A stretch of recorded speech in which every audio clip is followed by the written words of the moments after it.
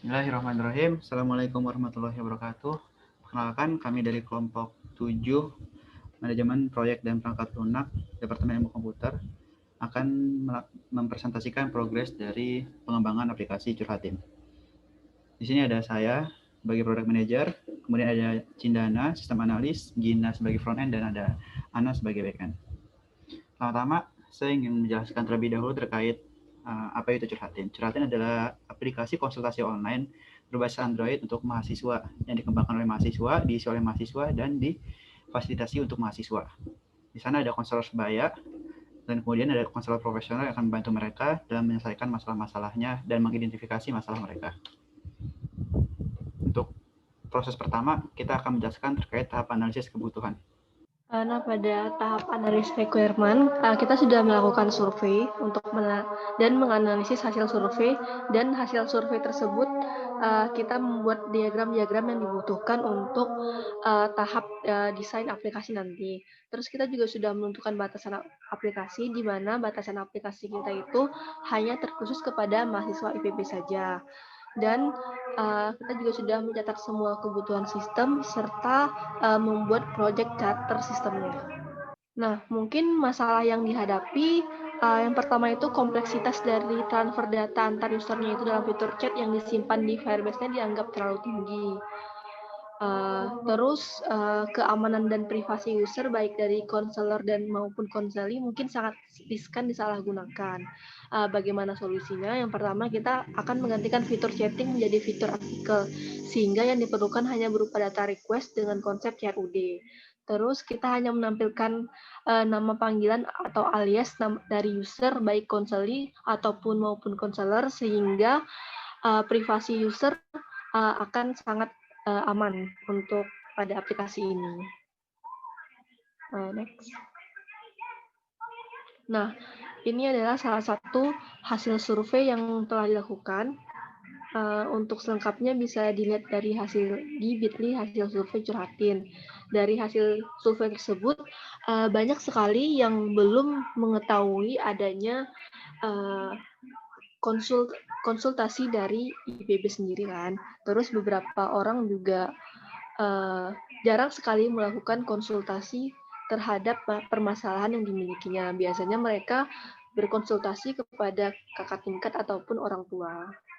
Di mana dapat kita simpulkan bahwa sebenarnya mahasiswa itu lebih nyaman konsultasi antara sesama mahasiswa lainnya. Next. Nah, ini use case diagram yang telah dibikin, di mana ada dua aktor yaitu konseli dan konselor. Konseli bisa melakukan pencarian konselor, terus konseli dan konselor juga dapat mengirimkan pesan. Cuman untuk tahap aplikasi ini kemungkinan untuk mengirim pesannya kami batasi, sehingga mungkin hanya bisa melihat artikel yang telah ditampilkan di aplikasinya. Next.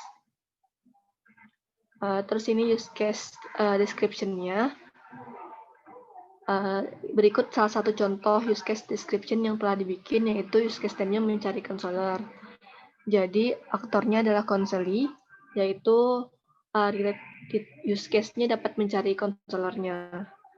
Dan di sini post condition-nya itu akan ditampilkan daftar konselor beserta data dirinya. Sehingga konseli sendiri bisa memilih konselor yang sesuai dengan permasalahan yang dimiliki dan sesuai dengan keinginan mereka. Next. Lanjut ke tahap desainnya.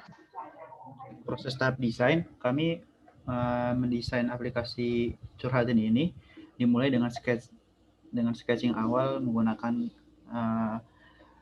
Adobe XD untuk melihat apa saja yang bisa user lakukan dalam aplikasi ini. Yang pertama ada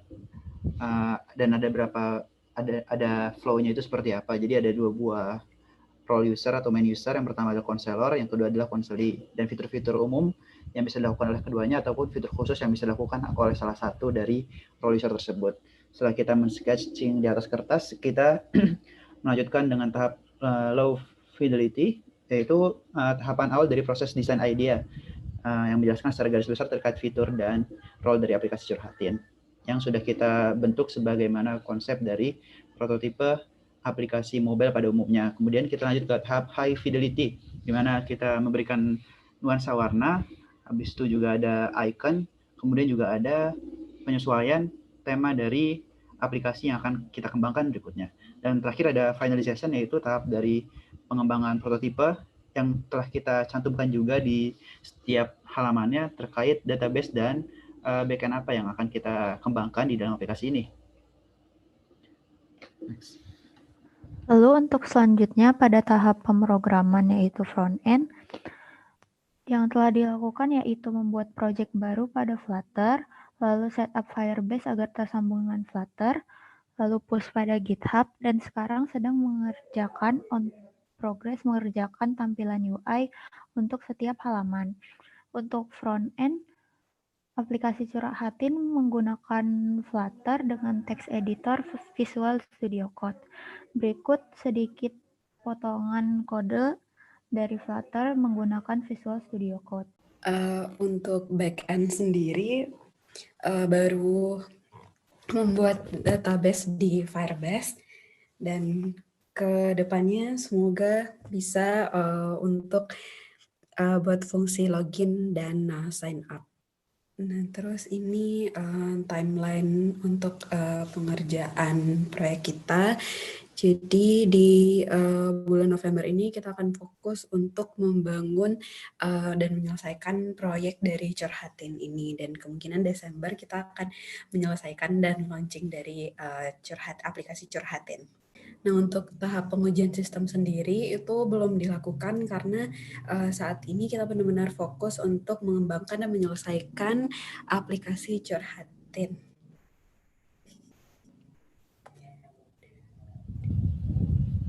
Oke.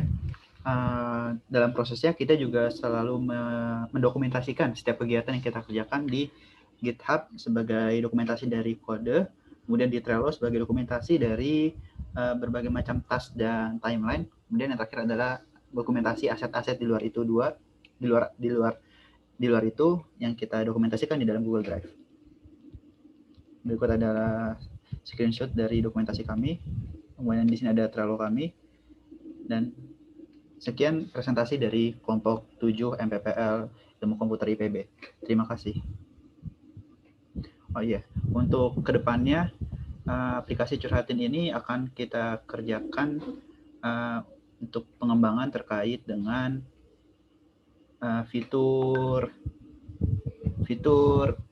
artikel atau psikoinfo, di mana di fitur psikoinfo ini kita akan menampilkan berbagai macam artikel informatif terkait psikologi dan kesehatan mental yang dapat diakses oleh konselor dan diisi oleh kontennya itu diisi oleh konseli.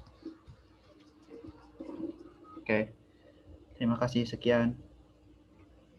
Wassalamualaikum warahmatullahi wabarakatuh.